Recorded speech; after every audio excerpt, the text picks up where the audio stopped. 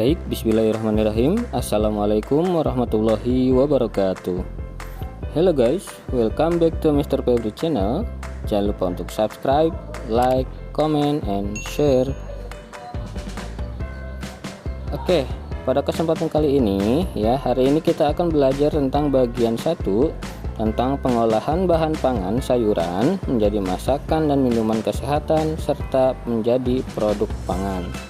Ya, ini untuk mata pelajaran prakarya bab 4 kelas 7 semester 2.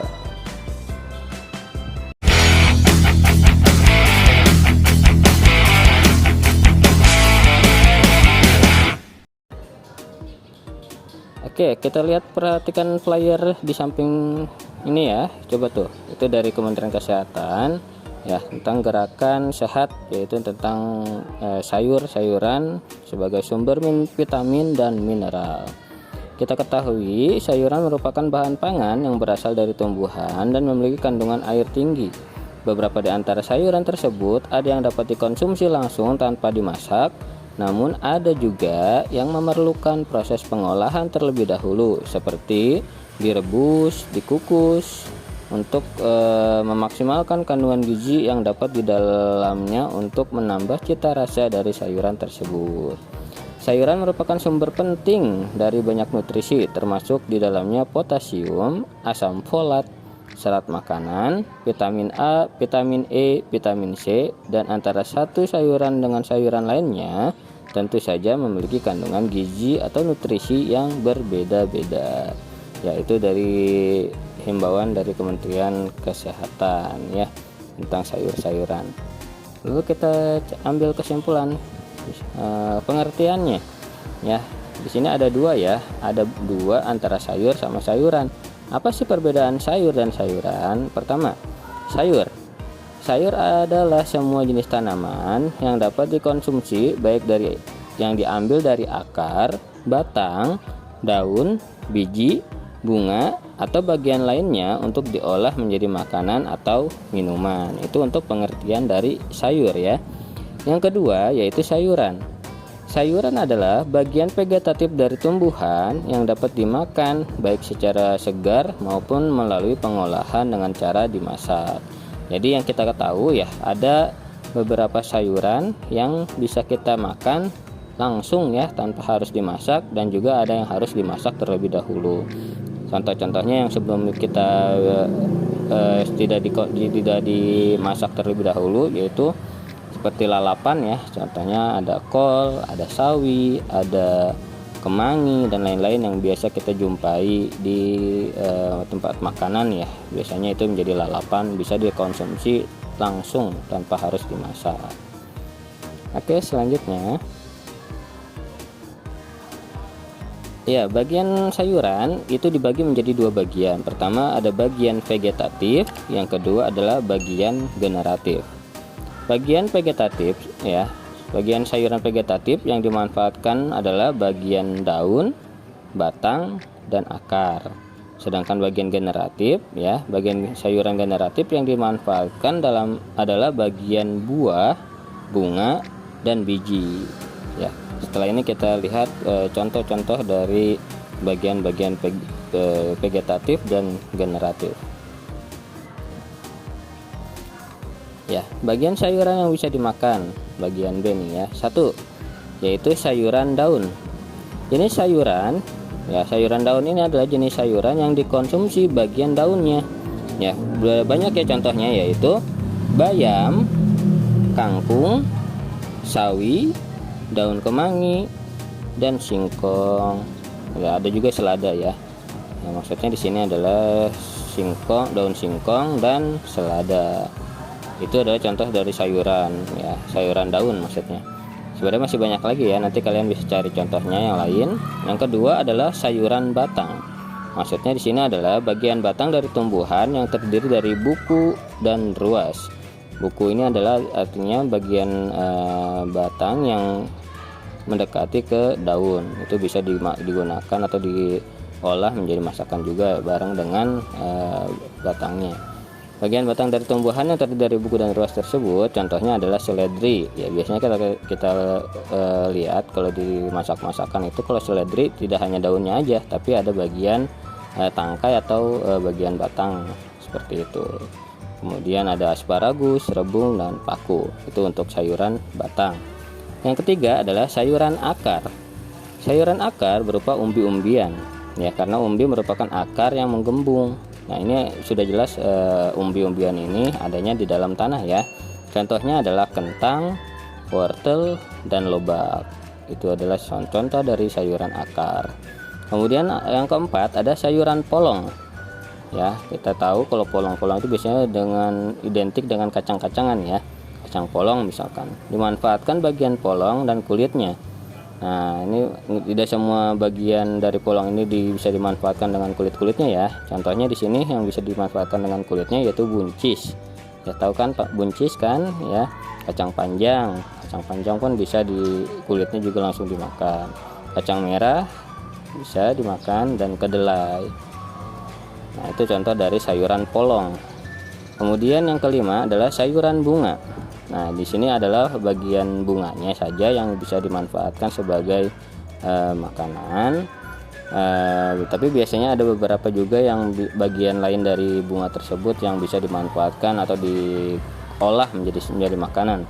Contohnya yang di sini bisa kita temui adalah brokoli, kembang kol, dan kecombrang. Ya, itu adalah sayuran bunga.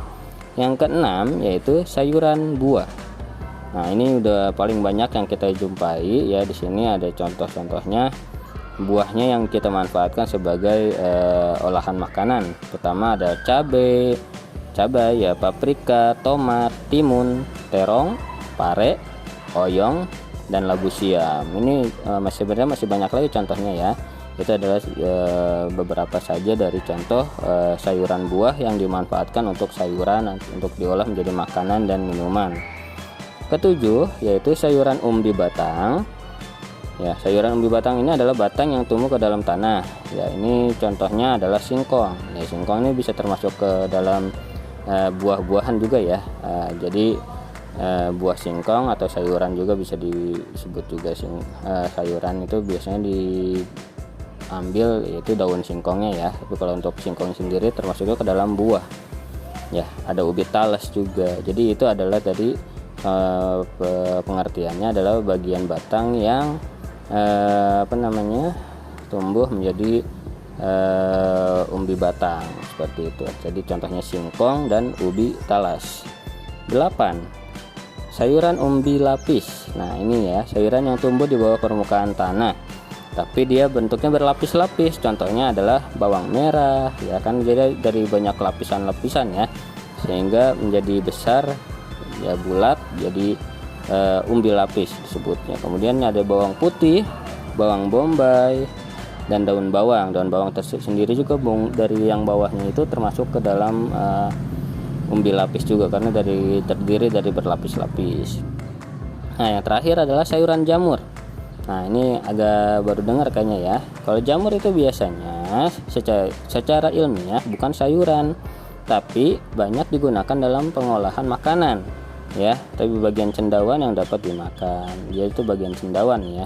Artinya ada bagian yang bisa dijadikan sebagai makanan. Contohnya adalah jamur merang, jamur kancing, jamur tiram, dan jamur kuping. Ini biasanya kita bisa temuin di makan makanan, atau misalkan jamur kuping bisa kita temui di olahan pempek ya, ada juga. Nah, selanjutnya, nah yang D ini pigmen yang terkandung dalam sayuran buah. Ya, pigmen itu artinya warna ya, warna yang terkandung dalam sayuran dan buah ya. Pertama, untuk sayuran hijau, contohnya yaitu banyak ya, kangkung, bayam, seledri, daun melinjo, daun singkong, dan lain-lain ya. Sawi juga termasuk ya. Itu kaya akan vitamin A, C, dan K yang membantu pembekuan darah dan pembentukan tulang. Nah, itu banyak sekali, hampir semua sayuran berwarna hijau. Namun ada juga yang warna-warna lain seperti warna ungu, ya. Contohnya adalah terong, kol ungu, bawang. Ya, bawang itu bukan merah ya, dalamnya itu terlihat ungu kalau sudah dikupas. Kemudian kemangi ungu, ada paprika ungu, ya itu mengandung vitamin A dan kalsium yang tinggi. Yang ketiga ada warna kuning atau oranye, ya terdapat pada bagian yang mengandung zat karotenoid. Ya, contohnya adalah kunyit, ya karena kunyit itu identik dengan warna kuningnya ya. Ada warna merah atau biru, terdapat pada buah dan sayuran yang mengandung zat antosianin. Contohnya adalah kubis merah dan buah blackberry. Sebenarnya ada lagi ya, satu lagi yaitu putih, sayuran putih ya. Itu contohnya ada kol, ya kan, ada sayur putih dan lain-lain. Selanjutnya, ya sampai sini sudah paham kan? Dari penjelasan, dari pengertian bagian-bagian sayurannya, ya kan, ada dua tadi, vegetatif dan generatif. Kemudian ada bagian-bagian tumbuhan yang tadi sudah kita jelaskan bisa dimanfaatkan untuk dimakan ya, dari mulai akar sampai yang buah dan bunga dan lain-lain tadi yang sudah kita jelaskan ya. Jika sudah paham, yuk kita latihan tugas atau soal pada tugas mandiri di slide setelah ini sebelah ya. Ya, tugas mandirinya cuma ada 3 soal. Ini ada tadi di penjelasan di video tadi, atau bisa dilihat di buku pendamping atau LKS prakarya. Ya, nomor 1 tadi ada apa pengertian dari sayuran ya. Silahkan diisi di buku tulis kalian ya. Nah, nomor 2, apa perbedaan bagian vegetatif dan generatif dari sayuran? Nah, bisa disebutkan contohnya aja ya. Misalkan bagian vegetatif apa, bagian generatif apa. Yang ketiga, sebutkan jenis-jenis warna yang terkandung dalam sayuran. Ya, tadi sudah ada semua di dalam video. Selanjutnya, ya, silakan dikerjakan 3 soal tersebut dan kirim ya. 1, kerjakan di buku tulis prakarya. Silahkan kerjakan di buku tulis. 2, bisa lihat jawabannya tadi di video atau di buku pendamping ya, karena semuanya saya ambil dari sana. Yang ketiga, setelah dikerjakan jangan lupa untuk dikirimkan ke WA saya. Saya akan menilai bagi mereka yang mengirim dan mengerjakan tugas ke WA saya. Jadi saya tahu nanti siapa yang mengerjakan atau tidak. Ya, mungkin itu saja yang dapat saya sampaikan. Thanks for watching and learning together with me. See you in the next video ya. Nanti kita akan mempelajari bagian kedua dari pengolahan sayuran tersebut ya. Jangan lupa untuk like, subscribe, comment, and share. Thank you. Assalamualaikum warahmatullahi wabarakatuh.